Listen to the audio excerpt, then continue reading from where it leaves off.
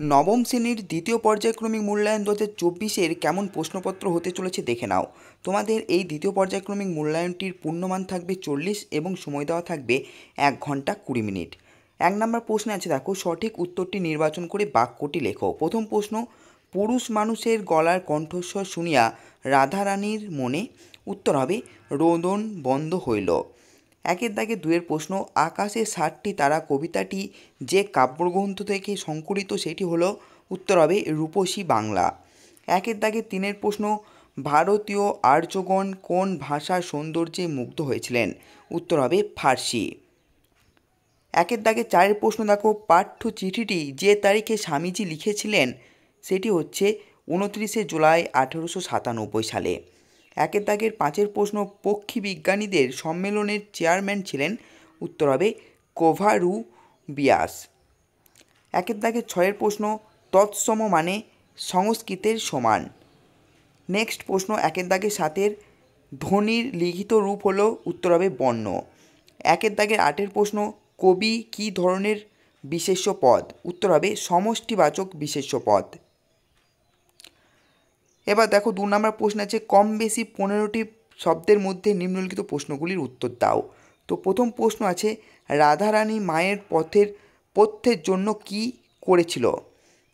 2-এর দাগে 2-এর প্রশ্ন, নরম ধানের গন্ধ, কলমির ঘ্রাণ, কলমি কি। 2-এর দাগে 3-এর প্রশ্ন, আমেরিকার সংবাদে জানলাম যে। আমেরিকার সংবাদে স্বামী বিবেকানন্দ কি জানতে পেরেছিলেন। 2-এর দাগে 4-এর প্রশ্ন, বহু সাহিত্যিক উঠে পড়ে লেগেছেন। বহু সাহিত্যিক কেন উঠে পড়ে লেগেছেন। 2-এর দাগের 5-এর প্রশ্ন, সিনিয়র আর্গাসের সিলভার ক্যাডিলাক গাড়ি ছাড়া আর কার ওরকম গাড়ি আছে।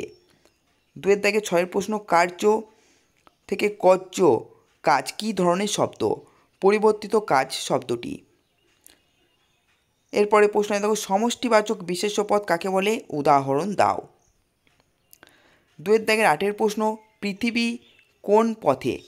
পৃথিবী কোন শ্রেণীর শব্দ। 3-এর প্রশ্ন, প্রসঙ্গ নির্দেশ সহ কম বেশি 60টি শব্দের মধ্যে উত্তর দাও, যে কোনো 3টি। প্রত্যেকটি প্রশ্নের মান কিন্তু 3 করে। প্রথম প্রশ্ন, কণ্ঠস্বর শুনিয়া রাধারানীর রোদন বন্ধ হইল। কার কণ্ঠস্বর শুনে রাধারানীর রোদন বন্ধ হয়েছিল, কেন। 3-এর দাগে 2-এর প্রশ্ন, কেশবতী কন্যা কেন এসেছে আকাশে, পংক্তিটি ব্যাখ্যা করো। 3-এর দাগে 3-এর প্রশ্ন, কোন বিশেষ প্রয়োজনে স্বামী বিবেকানন্দ মিস নোবেলকে এই চিঠিটি লিখেছিলেন। 3-এর 4-এর প্রশ্ন, বর্তমান যুগের ইংরেজি ও বাংলা আত্মনির্ভরশীল নয়। নব নব সৃষ্টি প্রবন্ধে প্রাবন্ধিক কীভাবে এই সিদ্ধান্তে উপনীত হয়েছেন। 4-এর প্রশ্ন আছে দেখো, কম বেশি 150টি শব্দে নিচের যে কোনো একটি প্রশ্নের উত্তর দাও। প্রত্যেকটি প্রশ্নের মান কিন্তু 5 করে। তো 4-এর দাগে 1-এর প্রশ্ন, মোকদ্দমাটি বিধবা হাইকোর্টে হারিল। এই বিধবার পরিচয় দিয়ে পরিণতি কী হলো, সংক্ষেপে লেখো। 4-এর দাগে 2-এর প্রশ্ন, আবহমান শব্দের অর্থ কী। কবিতায় ব্যক্ত ভাবের সঙ্গে এই নামকরণ কতদূর সামঞ্জস্যপূর্ণ বলে তুমি মনে করো। 5-এর প্রশ্ন আছে দেখো, কম বেশি 150টি শব্দে নিচের যে কোনো একটি প্রশ্নের উত্তর দাও। এখানেও প্রশ্নের মান 5 করে। 5-এর 1-এর প্রশ্ন, চিঠি রচনা অবলম্বনে স্বামী বিবেকানন্দের স্বদেশ ভাবনার পরিচয় দাও। 5-এর দাগে 2-এর প্রশ্ন,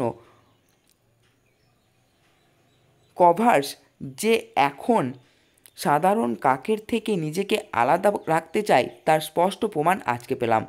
প্রফেসর শঙ্কু কোন ঘটনায় এই প্রমাণ পেয়েছেন তা লেখো। 6-এর দাগের প্রশ্ন আছে দেখো, নিম্নলিখিত যে কোনো একটি প্রশ্নের উত্তর দাও। 5-এর দাগের 1-এ আছে এখানেও প্রশ্নের মান 5 করে। তো 6-এর দাগের 1-এ আছে দেখো, ভাবার্থ বা সারাংশ লেখো। তো এখানে দেখো ভাবার্থ বা সারাংশ দেওয়া আছে, তোমরা সেটা লিখবে, ঠিক আছে। ভিডিওটি পজ করে তোমরা এটা পড়ে নিতে পারবে। এরপর আছে দেখো সারাংশ আছে এবং 6-এর দাগের 2-এর প্রশ্ন আছে, ভাব সম্প্রসারণ করো। এ জগতে হাই সেই বেশি চাই, যার আছে ভুরি ভুরি, রাজার হস্ত করে সমস্ত কাঙালের ধন চুরি। তো এই ছিল ভেরি ভেরি ইম্পর্টেন্ট ভাব সম্প্রসারণ।